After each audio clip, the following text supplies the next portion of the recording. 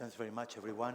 I'm really glad, very happy that you will let me speak in English today, because I am the only one that's going to speak in English in these talks.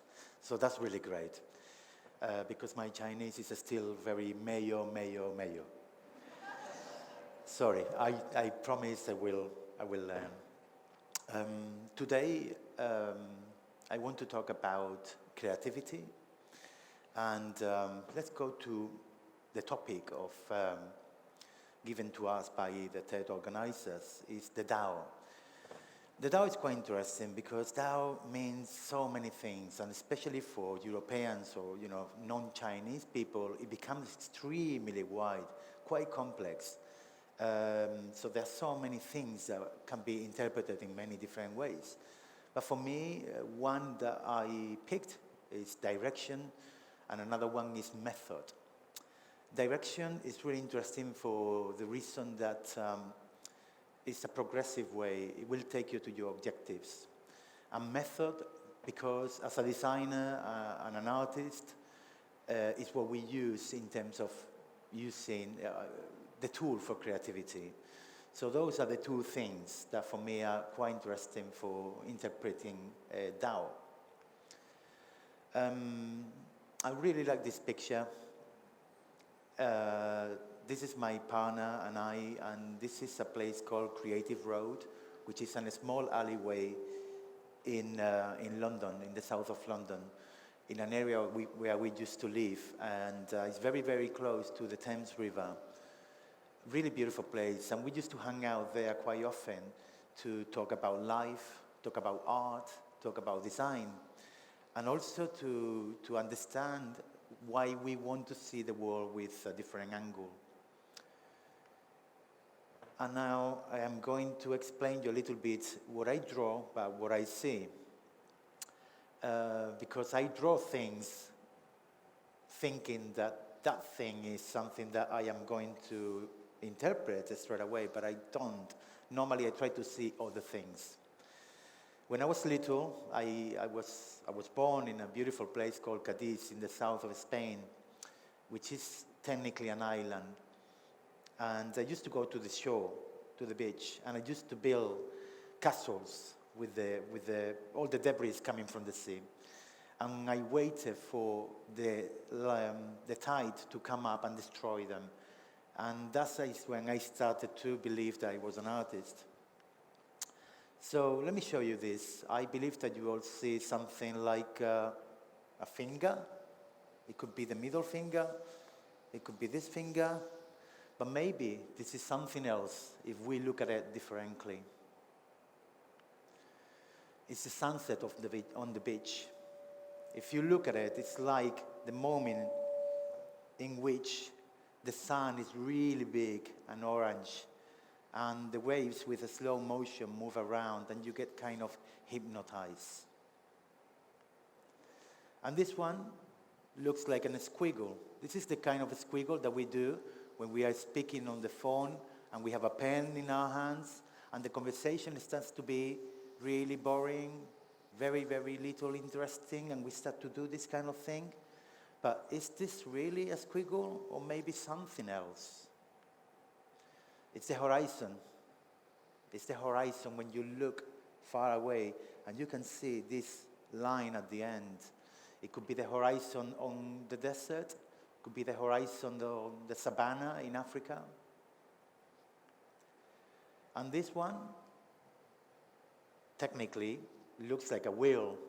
It looks like one of those old wheels in the carriage, with horses. But maybe there's something a way more intriguing behind there. It's a chameleon. It's the eye of a chameleon staring at you with this kind of dinosaur eyes when it's changing color. This one is quite obvious, I believe. What can you see here? Perhaps a comb? A classic comb to comb your hair? It could be, but maybe something completely different.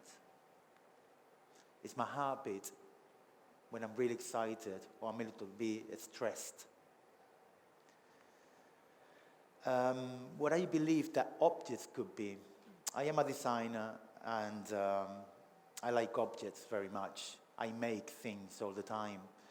Let your fingers be your brain. This is my leitmotif. I make things all the time. And I question very much what objects are made for. I always question if this, for example, is made to move the images, but maybe it could be something else. So I apply this kind of method again and again, but also for objects into the mundane, in the everyday. So this one, for example, I think that you all recognize it. This is a pump, a horn with a pump on the bottom for the bicycles, yeah? So when you're cycling, you can actually pump it and make sound and stop someone or alert someone. But for me, because the possibility of the object that you can pump it up is giving me, I can imagine that this is a machine, is a new machine that actually is able to create clouds. I just made a cloud maker. This one is one of these, it's a pigeon, it's a feather from a pigeon. The pigeons, that we find in parks, and they lose the feathers now and again. But if you pay attention to it and you look with different eyes, what you can see is actually the mountains of Hanghui, for example, and the clouds behind, and you're turning a common pigeon's feather into a new object which is taking you elsewhere. This one I made very many years ago. I really like it because when I was little and I was starting to read, I enjoyed very much. I used to get completely caught up in the book. And I believe that the characters in the books lived inside of the book. There was another inner world inside, absolutely amazing.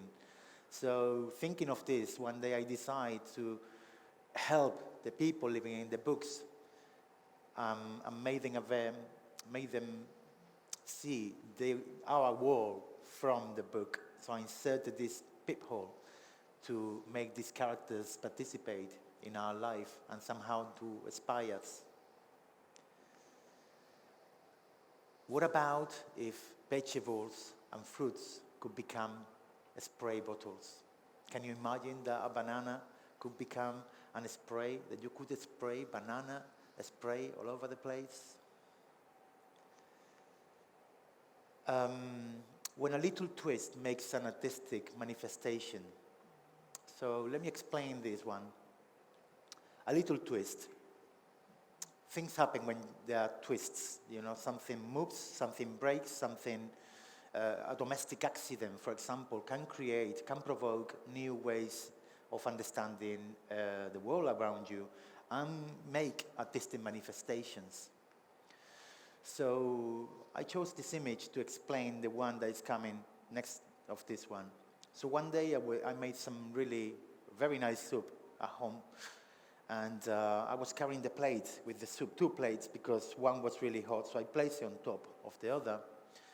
And I was carrying the spoon in my mouth because I was holding these 2 plates really hot, and accidentally I dropped the spoon and I broke the plate. And then I tried to turn it over to remove it, and then all of a sudden I left it on the table because I had just created accidentally a canal. So between one side of the plate and the other, I accidentally made a little pathway, a little shortcut, and a new river was born. When I was living in London, I lived in a very nice house, and I lived in many places in London, because in London you have to live in many places unless you are rich.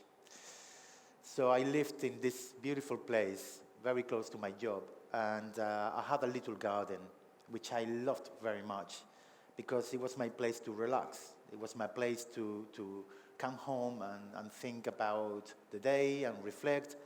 And in order to get that moment and that mood, what I used to do is look after my garden. So I used to water my garden every day. And I found lots of pleasure doing that. But the most annoying part of watering the garden, and I'm sure that some of you know this, is to roll back the hose after that, yeah, because it tends to twist.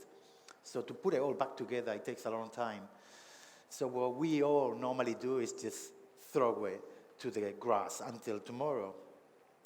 And that day, I remember that I finished my watering, and then I throw the hose, and I looked back, and I saw that it had made this funny twist, and it became a yin-yang. And next to that shape, I had two pots for my plants, that white one and the black one. And I just placed them there, and I created this yin-yang accidentally. And this is the image from a very good friend of mine, John. He's an architect. He works here in the architecture department. And he posted this image a few weeks ago in a social media platform. And I really liked it because I like architecture very much. And also because of the sharp edge of the building in contrast with this beautiful cloudy sky of Suzhou.